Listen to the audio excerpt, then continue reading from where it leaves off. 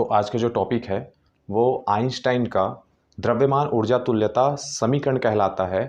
अगर हम लोग नॉर्मल भी बात करते हैं या फिर आप किसी आदमी से पूछेंगे या फिर किसी भी लोगों से पूछेंगे, जब आइंस्टाइन के बारे में पूछेंगे तो आइंस्टाइन का उनको कोई फॉर्मूला याद हो या ना हो, ये वाला जो फॉर्मूला है ये सभी को याद होता है और सभी ने इसको एक बार कहीं ना कहीं पढ़ा हुआ है।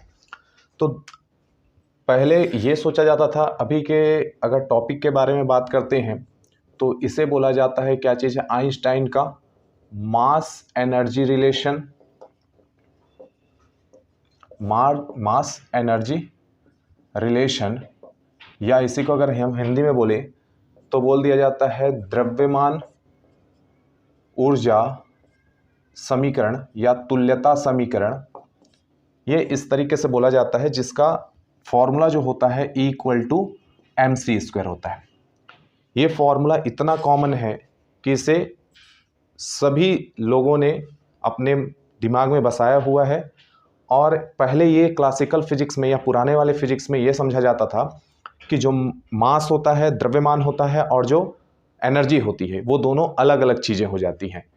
बाद में आइंस्टाइन के आने के बाद जब आइंस्टाइन ने हाइपोथेसिस दिया, special theory of relativity, general theory of relativity, सापेक्षिता का जो सिद्धांत है, उसके बाद उन्होंने ये फॉर्मूला दिया और इससे ये बताया कि एनर्जी और जो मास होते हैं वो दोनों एक ही चीज़ के दो रूप हैं, एक दूसरे के पूरक हैं।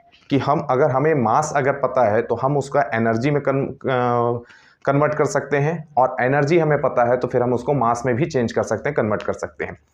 तो ये सारी चीज़ें इस फॉर्मूले के अंदर समाहित हैं और इसको किस तरीके से डिराइव किया जाता है उसको अभी हम लोग देखेंगे। ये क्वेश्चन 12th के बेस पे भी है, 12th में भी इम्पॉर्टेंट है और बीएससी में भी इम्पॉर्टेंट है, और अगर फर्दर फ्यूचर की बात करें तो उसमें भी ये formula very very most important हो जाता है। ठीक है, वेरी वेरी इंपॉर्टेंट है। तो इसका रिलेशन अपने पास किस तरीके से है, तो मान लेते हैं कि कोई जो पार्टिकल है, कोई भी जो पार्टिकल है वो अपने किसी एक वेलोसिटी v वेलोसिटी से मूव कर रहा है, गतिमान है किसी एक डायरेक्शन में किसी टाइम t पर। मान लेते हैं क्या चीज़ है कि किसी भी पार्टिकल का जो किसी टाइम t पर मास कितना है, m है, द्रव्यमान m है, और उसकी वेलोसिटी किसी टाइम पर वेग कितना है, v है। तो इस पर लगने वाला जो फोर्स होगा वो न्यूटन के सेकेंड लॉ के अकॉर्डिंग क्या चीज़ है, F हमारे पास क्या हो जाएगा, तो रेट चेंज इन मोमेंटम, संवेग में परिवर्तन की दर के बराबर होता है।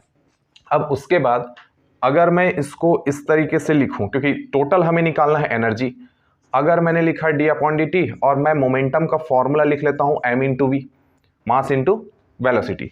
अब अगर मैंने मास इंटू वेलोसिटी दोनों को वेरिएबल माना, दोनों को चर माना, तो इसमें u/v वाला डिफरेंशिएशन वाला अगर हम लोग फॉर्मूला लगाते हैं तो ये हो जाएगा first function differentiation of second function plus second function differentiation of first function. तो हम लोगों ने इस तरीके से इसको लिखा। अगर मैं इसको चेंज करना चाहूं, कुछ हद तक अगर अपन चेंज करना चाहते हैं तो किस तरीके से हम लोग इसको चेंज कर सकते हैं या क्या चीज हम लोग इसको बना सकते हैं, उसके बारे में थोड़ा सा ध्यान देते हैं। अभी फिलहाल इसको रहते हैं, लेकिन मेन जो कॉन्सेप्ट हमारा है वो हमें क्या निकालना है, ये अपने माइंड में रखना है। हमें निकालना है टोटल एनर्जी। टोटल एनर्जी निकालेंगे तो होता है काइनेटिक एनर्जी प्लस होता है पोटेंशियल एनर्जी, गतिज ऊर्जा धन स्थितिज ऊर्जा। तो हमारे माइंड में ये बैठना चाहिए कि ये इक्वेशन डिराइव करते समय हमें टोटल एनर्जी ही निकालना है उस पार्टिकल का, और टोटल एनर्जी में हमारे पास फॉर्मूला क्या होता है, kinetic energy plus potential energy. तो हमें दोनों निकालना है, और पोटेंशियल एनर्जी और काइनेटिक एनर्जी हमारे पास क्या होता है कि किसी भी अगर कोई रुका हुआ है पार्टिकल या कोई वस्तु रुकी हुई है, तब उसमें जो एनर्जी होगा वो एनर्जी हमारे पास क्या कहलाता है, वो कहलाता है पोटेंशियल एनर्जी। और अगर किसी के मोशन की वजह से, किसी की गति की वजह से अगर जो एनर्जी उसमें है वो क्या कहलाता है, काइनेटिक एनर्जी कहलाता है। तो हमें ये दोनों निकालना है, यही हमारा टारगेट है कि टोटल एनर्जी निकालना है इस इक्वेशन को डिराइव करते हुए, और उसमें निकालना है kinetic energy plus potential energy. ठीक है, तो ये वाला इक्वेशन हमारे पास हो गया।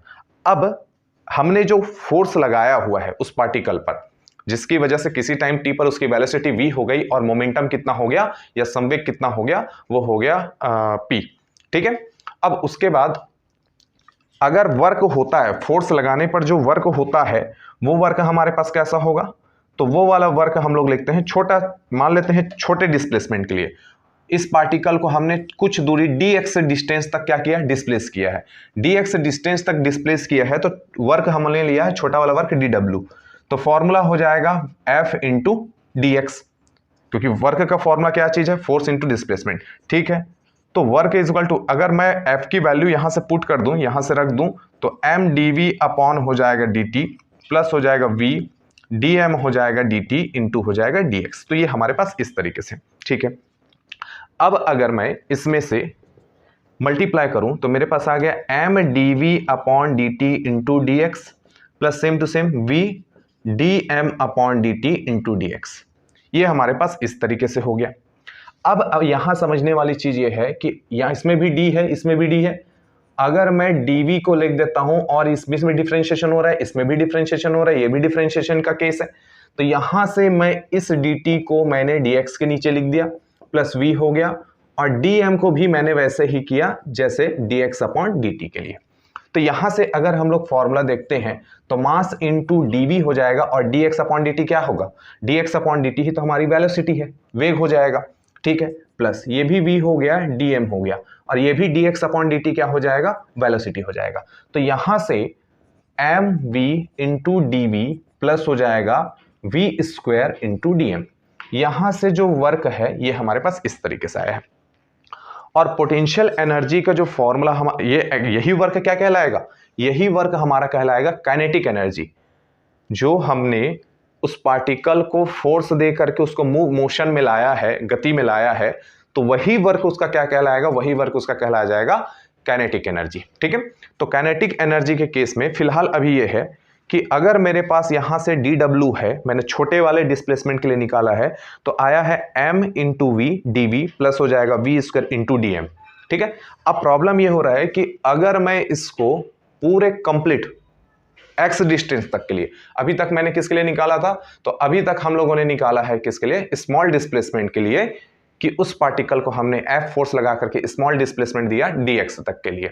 तो dx तक ना करवा करके हम करवा रहे हैं ज्यादा डिस्टेंस तक के लिए, x डिस्टेंस तक के लिए। तो x डिस्टेंस तक के लिए अगर करवाते हैं तो इंटीग्रेशन हमें करना पड़ेगा, और ये इंटीग्रेशन इस तरीके से हमारे पास होगा, w इज इक्वल टू क्या, इंटीग्रेशन ऑफ, ये हो जाएगा mv इंटू dv प्लस हो जाएगा यहां से v स्क्वायर, ये सारी चीजें v है, इंटू हो जाएगा dm। अब प्रॉब्लम ये हो जा रहा है, ये इंटीग्रेशन यहां v के रिस्पेक्ट में है और यहां m के रिस्पेक्ट में है, तो ये वाला फॉर्मूला थोड़ा सा गड़बड़ लग रहा है। ये फॉर्म जो है वो गड़बड़ है कि मैं किसके रिस्पेक्ट में करूं, m के इंटीग्रेशन में जो लिमिट लगेगा वो क्या चीज है। तो इंटीग्रेशन में लिमिट लगने से पहले ये समझना है कि जब स्टार्टिंग में जब क्या चलता हमारे पास, टाइम t इक्वल टू 0 था, तो वेलोसिटी भी हमारे पास क्या होगा, 0 होगा, वेग भी क्या होगा, 0 होगा। तो उस केस में मान लेते हैं कि जो मास है किसका, पार्टिकल का, उस वस्तु का, उस कण का, उस बॉडी का, जो भी अपने पास क्या चीज है, मास है, वो मास क्या है, रेस्ट मास है, विराम द्रव्यमान है। विराम द्रव्यमान है जिसको हमने क्या बोल दिया है, m नॉट बोल दिया है। और जब वो किसी टाइम t के बाद v वेलोसिटी से आगे बढ़ता है तो उसका मास या द्रव्यमान कितना हो जाता है, m हो जाता है। तो यहां थोड़ा सा प्रॉब्लम है कि हमें ये भी पता है कि वेलोसिटी भी पता है कि v होता है, v इक्वल टू 0 है और v है, यहां मास भी पता है कि m नॉट है और m है। तो अभी थोड़ा ये इक्वेशन प्रॉपर तरीके से नहीं बना हुआ है, तो इस इक्वेशन को हम मान लेते हैं इक्वेशन नंबर 2। ठीक है, अब इसको थोड़ा सा सॉल्व करते हैं इसको, क्योंकि यही जो वर्क डन है, यही हमारा काइनेटिक एनर्जी होगा, यही हमारा क्या होगा, काइनेटिक एनर्जी होगा, यही वर्क डन हमारा काइनेटिक एनर्जी होगा। तो इसको हमने इक्वेशन नंबर 2 मान लिया। ठीक है, अब थोड़ा सा ध्यान देते हैं, इसको और सॉल्व करने की कोशिश करते हैं। तो कहां से, तो हमें एक चीज पता है कि अगर हम लोगों ने इस वैल्यू को निकाला तो ये एक्चुअल में, चलिए ठीक है, तो हमें एक रिलेशन पता है कि क्या चीज है, रिलेटिविस्टिक मास, आपेक्षिक द्रव्यमान जो होता है m naught upon 1 minus v square upon c square होता है। अगर मैंने इसको स्क्वायर के फॉर्म में लिखा, स्क्वायर लगा दिया, तो ये हो गया m नॉट स्क्वायर और ये हुआ 1 minus v square upon c square, इस तरीके से हो गया। और अगर मैंने इसी को एलसीएम लिया तो ये हो जाएगा m नॉट स्क्वायर तो है ही, ये एलसीएम लेंगे तो नीचे में आएगा सी स्क्वायर माइनस वी स्क्वायर और नीचे का सी स्क्वायर पलट करके चला जाएगा ऊपर। यहां से हम लोगों के पास आ जाएगा m square c square minus v square is equal to हो जाएगा m nought square c square. ठीक है, अगर मैं इसको सॉल्व करता हूं तो m square c square minus हो जाएगा m square v square is equal to हो जाएगा m nought square c square. ये हमारे पास इस तरीके से है। हम किसको सॉल्व करना चाह रहे हैं? हम सॉल्व करना चाह रहे हैं यहां, लेकिन माइंड में ये बैठा करके रखना है कि इस इक्वेशन को डिराइव करने के लिए हमें टोटल एनर्जी निकालनी है, और टोटल एनर्जी के लिए काइनेटिक एनर्जी और पोटेंशियल एनर्जी। तो काइनेटिक एनर्जी जो है तो वही वर्क डन है जो उस पार्टिकल को एक्स डिस्टेंस तक डिस्प्लेस करने के लिए किया गया था। ठीक है, तो यही अपने पास जो वर्क डन है वो क्या कहलाएगा? काइनेटिक एनर्जी या फिर स्थितिज ऊर्जा। लेकिन स्थितिज ऊर्जा या काइनेटिक एनर्जी का जो रिलेशन है वो थोड़ा सा प्रॉपर तरीके से नहीं आ पाया है, तो इसको हम क्या चीज है छोटा करने की कोशिश कर रहे हैं। तो छोटा तरीके से किस तरीके से आएगा? अब यहां दो चीजें हैं हमारे पास भी, जो इक्वेशन आया है उसमें दो बार डिफरेंशिएशन हुआ है। एक हुआ है हमारे पास क्या v के रिस्पेक्ट में, और एक हुआ है m के रिस्पेक्ट में। तो हम यहां पार्शियली डिफरेंशिएट करेंगे, एक साथ करेंगे। किसका किसका? एक साथ हम लोग करेंगे, पार्शियली डिफरेंशिएट करेंगे m के रिस्पेक्ट में और v के रिस्पेक्ट में। क्या चीज हम लोगों ने बोला? हम लोगों ने बोला कि इस इक्वेशन को हम पार्शियली डिफरेंशिएट करेंगे, आंशिक अवकलन करेंगे किसके रिस्पेक्ट में? m के रिस्पेक्ट में और v के रिस्पेक्ट में, क्योंकि c तो कांस्टेंट है तो c के रिस्पेक्ट में नहीं होगा। और c क्या चीज है? स्पीड ऑफ लाइट, प्रकाश की चाल, जिसकी वैल्यू कितनी होती है? 3 × 10⁸ मीटर पर सेकेंड। ठीक है, ठीक। तो अगर मैंने इसको पार्शियली डिफरेंशिएट किया था, थोड़ा ध्यान दीजिए, अगर मैंने इसको पार्शियली डिफरेंशिएट, इसमें तो c स्क्वायर है, c स्क्वायर कॉमन निकल जाएगा क्योंकि वो कांस्टेंट है बच्चा, डेल अपॉन डेल m, क्योंकि सिर्फ इसमें m है तो हमारे पास सिर्फ m है तो m स्क्वायर, और इसमें भी डेल m मल्टीप्लाई करना पड़ेगा ऊपर नीचे, तो डिफरेंशिएशन हो जाएगा, कटेगा तो वही चीजें आएंगी माइनस। लेकिन इसमें देखिए m भी है v भी है, मतलब इसमें दोनों फंक्शन काम आएंगे। तो यहां से हो जाएगा हमारे पास क्या? फर्स्ट फंक्शन m स्क्वायर, फिर सेकंड का डिफरेंशिएशन किसके रिस्पेक्ट में आएगा? v के रिस्पेक्ट में, तो ये v स्क्वायर। लेकिन यहां भी हमें dv लगाना पड़ेगा, यहां भी हमारा dm ही होगा, प्लस सेकंड फंक्शन क्या? स्क्वायर, फिर डिफरेंशिएशन ऑफ किसका? फर्स्ट फंक्शन कौन सा है? m वाला है, तो ये हो जाएगा m स्क्वायर। अगर इधर डेल लिखा हुआ है तो ऊपर में हमारे पास क्या चीज आएगा? dm आएगा। और ये हमारे पास क्या चीज है? m नॉट भी कांस्टेंट होता है, m नॉट भी कांस्टेंट होगा, और c स्क्वायर भी क्या चीज है? कांस्टेंट है। तो इसकी वैल्यू टोटल कितनी हो जाएगी? 0 हो जाएगी। ठीक है, और यहां से थोड़ा ध्यान देते हैं, तो यहां से c स्क्वायर आ गया। अब m स्क्वायर का m के रिस्पेक्ट में करेंगे तो कितना हो जाएगा? ये हो जाएगा 2m, और साथ में क्या आ गया? dm। ठीक है, फिर माइनस, यहां से थोड़ा ध्यान देते हैं, ये हो गया m स्क्वायर, और v स्क्वायर का अगर हम लोग करते हैं डिफरेंशिएशन तो ये हो जाएगा 2v, और ये हो जाएगा हमारे पास dv, प्लस हो गया v स्क्वायर, और फिर से m का अगर करते हैं तो ये हो जाएगा 2m into dm is equal to 0। ठीक है, तो ये हम लोग के पास इस तरीके से आया हुआ है। अच्छा, इसके बाद इसमें भी 2 है, इसमें भी 2 है, इसमें भी 2 है, सारे 2 निकाल करके हम हटा सकते हैं, एलिमिनेट कर सकते हैं। तो बचा क्या? तो बचा यहां से mc square into dm, minus यहां से हमने 2 निकाल दिया तो बचा यहां से m square v into dv, plus यहां से 2 हमने निकाल दिया तो बचा mv स्क्वायर dm, और ये हो गया हमारे पास 0। तो इस तरीके से हम लोगों के पास बचा हुआ है। दोनों की वैल्यू हम लोग के पास अच्छे तरीके से निकालना है। और कुछ कॉमन निकल सकता है क्या? तो कुछ और कॉमन अगर हम लोग निकालते हैं तो इसमें से भी निकल सकता है, m भी हमारे पास निकल सकता है। ठीक है, तो m अगर हमारे पास निकलता है तो हमारे पास वैल्यू फिर कितनी बच जा रही है? तो अगर हमारे पास m निकल रहा है, क्योंकि सारे चीजों से m निकलेगा, तो बचेगा क्या? यहां से बचा c स्क्वायर इंटू dm, और ये बच गया माइनस, अगर मैं लिखूं तो ये हो गया यहां से अगर m निकल रहा है तो ये हो जाएगा हमारे पास m into v into d, और प्लस यहां से m अगर हमारा निकल रहा है तो ये हो गया v स्क्वायर डी एम, और यहां से हो गया इक्वल टू 0।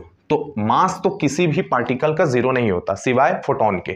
ठीक है, फोटोन का मास ही क्या होता है? 0 होता है। वो भी किससे आता है? तो ये क्या चीज है? रिलेटिविस्टिक मास वाले फॉर्मूले से हमारे पास वो निकल सकता है कि मास का जो फोटोन है वो क्या होता है, फोटोन का जो मास है वो क्या होगा? 0 होगा। तो यहां से कौन 0 होगा फिर? तो c square d m minus हो जाएगा mv into d v plus v square into d m, ये क्या होगा? ये 0 के बराबर होगा। तो यहां से अगर मैं इसको ट्रांसफर करता हूं तो c स्क्वायर डी एम, तो ये किसकी वैल्यू हो गई, mv into d v plus v square into d m. ये हमारे पास इस तरीके से आया हुआ है, मतलब हमारे पास mv into d v plus v square d m, जो कि कहाँ आया हुआ है, इक्वेशन नंबर 2 में आया हुआ है। इसके जगह हम क्या रख सकते हैं, सी स्क्वायर। प्रॉब्लम ये था इसमें कि ये वेलोसिटी के रिस्पेक्ट में हो रहा है, ठीक है वेलोसिटी है, लेकिन साथ में क्या है, मास है। लेकिन ये वाला जो है वो मास के रिस्पेक्ट में हो रहा था और इसमें फंक्शन जो है वो वेलोसिटी का है, तो इसको इसमें इंटीग्रेशन नहीं हो सकता। अकॉर्डिंग टू लैग्रांज थ्योरम ये वाला फॉर्मूला, ये वाला इंटीग्रेशन पॉसिबल ही नहीं है, तो उसी को हमने क्या कर दिया, अब इंटीग्रेशन कर सकते हैं। तो अगर मैंने इन पूरे वैल्यू को, इसकी पूरे वैल्यू को इक्वेशन नंबर 2 में रखा, तो इक्वेशन 2 क्या हो जाएगा, देन बाय इक्वेशन 2, तो जो काइनेटिक एनर्जी टोटल होगी, अब क्या चीज हो गया, अब इसके पूरे की जगह मैं क्या लिख सकता हूं, सी स्क्वायर इंटू डी एम। अब ये मास के रिस्पेक्ट में हो रहा है, ठीक है, मास ये तो कांस्टेंट ही है, सी स्क्वायर तो कांस्टेंट है, तो उसके कोई फर्क नहीं पड़ेगा। अब ठीक है, लेकिन मास के रिस्पेक्ट में हो तो कितना मास हमको पता है, एक पता है रेस्ट मास, विराम द्रव्यमान, और एक पता है क्या चीज है, मूविंग मास या फिर रिलेटिविस्टिक मास, आपेक्षिक द्रव्यमान, ठीक है। तो यहां से अगर मैं इसका इंटीग्रेशन करूं, तो सी स्क्वायर तो कांस्टेंट है, बचा एम नॉट एम, और ये हो गया डी एम। तो काइनेटिक एनर्जी हमारे पास कितनी हो गई, तो हो गया सी स्क्वायर, और ये आएगा एम, और इसका हम लोग एम नॉट लोअर लिमिट और एम। तो यहां से अगर मैंने अपर लिमिट डाला तो एम की जगह एम ही रखाएगा, और एम नॉट की जगह एम की जगह एक बार एम नॉट। तो यहां से हो गया हमारे पास m c square minus m nought c square. तो इस तरीके से हम लोगों ने इक्वेशन निकाला है काइनेटिक एनर्जी का, जिसमें क्या चीज आ गया, काइनेटिक एनर्जी का हमारे पास कितना आया है, तो ये आया है m c square minus m nought c square, ठीक है। तो काइनेटिक एनर्जी हमारी निकल, इससे काइनेटिक एनर्जी निकला है।